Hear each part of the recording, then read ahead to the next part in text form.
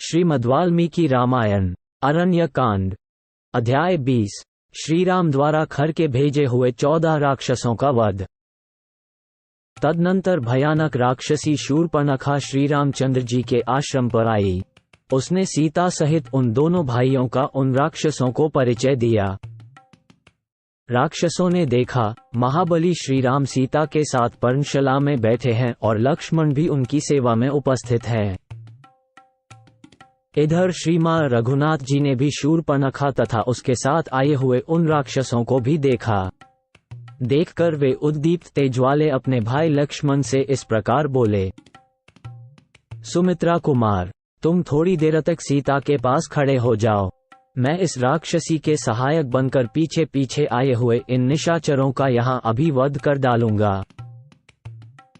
अपने स्वरूप को समझने वाले श्री रामचंद्र जी की यह बात सुनकर लक्ष्मण ने इसकी भूरी भूरी सराहना करते हुए तथास्तु कहकर उनकी आज्ञा शिरोधार्य की।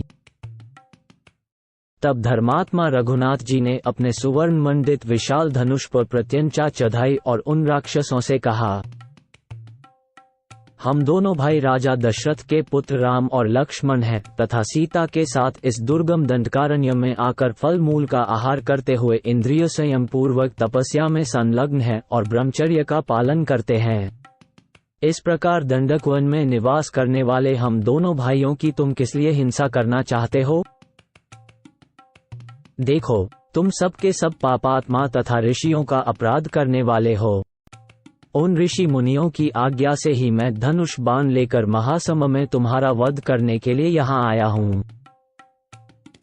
निशाचरों, यदि तुम्हें युद्ध से संतोष प्राप्त होता हो तो यहाँ खड़े ही रहो, भाग मत जाना, और यदि तुम्हें प्राणों का लोभ हो तो लौट जाओ, एक क्षण के लिए भी यहाँ न रुको। श्री राम की यह बात सुनकर वे 14 राक्षस अत्यंत कुपित हो उठे।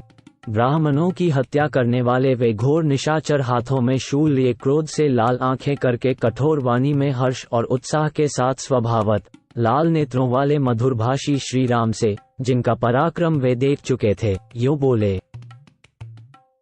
अरे, तूने हमारे स्वामी महाकाय खर को क्रोध दिलाया है, अतः हम लोगों के हाथ से युद्ध में मारा जाकर तू स्वयं ही तत्काल अपने प्राणों से हाथ धो बैठेगा।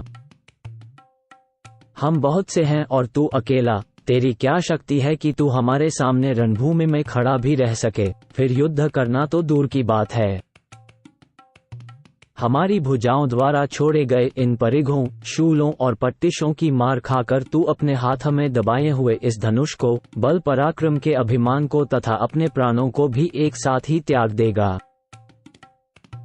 ऐसा कहकर क्रोध में भरे हुए वे 14 राक्षस तरह तरह के आयुध और तलवारें लिए श्री राम पर ही टूट पड़े।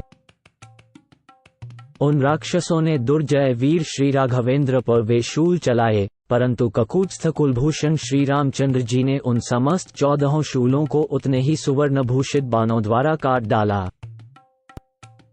तत्पश्चात महातेजस्वी रघुनाथ जी ने अत्यंत कुपित हो शान पर चढ़ाकर तेज किए गए सूर्यतुल्य तेजस्वी 14 नाराज हाथ में लिए। फिर धनुष लेकर उस पर उन बाणों को रखा और कान तक खींचकर राक्षसों को लक्ष्य करके छोड़ दिया, मानो इंद्र ने वज्रों का प्रहार किया हो। वे बाण बड़े वेग से उन राक्षसों की छाती छेद कर रुधिर में डूबे हुए निकले और बाबी से बाहर आए हुए सर्पों की भांति तत्काल पृथ्वी पर गिर पड़े। उन नाराजों से हृदय विदीर्ण हो जाने के कारण वे राक्षस जड़ से कटे हुए वृक्षों की भांति धराशायी हो गए। वे सब के सब खून से नहा गए थे, उनके शरीर विकृत हो गए थे। उस अवस्था में उनके प्राण पखेरु उड़ गए। उन सबको पृथ्वी पर पड़ा देख वह राक्षसी क्रोध से मूर्छित हो गई और खर के पास जाकर पुनः आर्तभाव से गिर पड़ी। उसके कटे हुए कानों और नाकों का खून सूख गया था, इसलिए गोंदयुक्त लता के समान प्रतीत होती थी। भाई के निकट शोक से पीड़ित हुई शूर्पणखा बड़े जोर से आर्तनाद करने और फूट फूट कर रोने तथा आंसू बहाने लगी। उस समय उसके मुख की कांति फीकी पड़ गई थी। रणभूमि में उन राक्षसों को मारा गया देख खर की बहिन शूर्पणखा पुनः वहां से भागी हुई आई। उसने उन समस्त राक्षसों के वध का सारा समाचार भाई से कह सुनाया।